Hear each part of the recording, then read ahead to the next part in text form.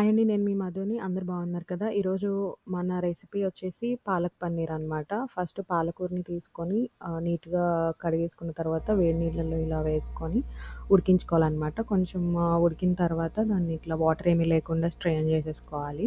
ఆ తర్వాత దాన్ని ఒక మిక్సీ జార్‌లోకేసి మెత్తగా ఫైన్ పేస్ట్ లాగా మనము మిక్సీ పట్టేసుకోవాలనమాట.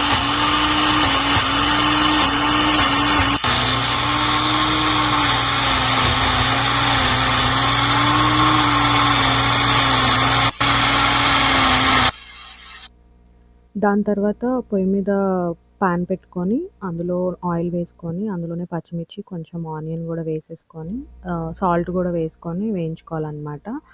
అవి కొంచెం మొత్తం అవి వేగిపోయిన తర్వాత దాంట్లోనే మనం ఇందాక పట్టి పెట్టుకున్న పాలక్ పేస్ట్ వేసుకోవాలి. అండ్ కొంచెం వాటర్ పోసుకోవాలి, తగినంత వాటర్. దాని తర్వాత అందులో ఉప్పు, కారము, కొంచెం జీరా పౌడరు అన్నీ వేసేసుకొని కొంచెం ఆయిల్ సెపరేట్ అయ్యేదాకా కుక్ చేసుకున్న తర్వాత సన్నగా కట్ చేసుకున్న పాలక్ వేసుకుంటే అంతే, పాలక్ పన్నీర్ రెడీ. దానికి కాంబినేషన్ చపాతీ పెట్టుకొని తింటే చాలా బావుంటుందనమాట.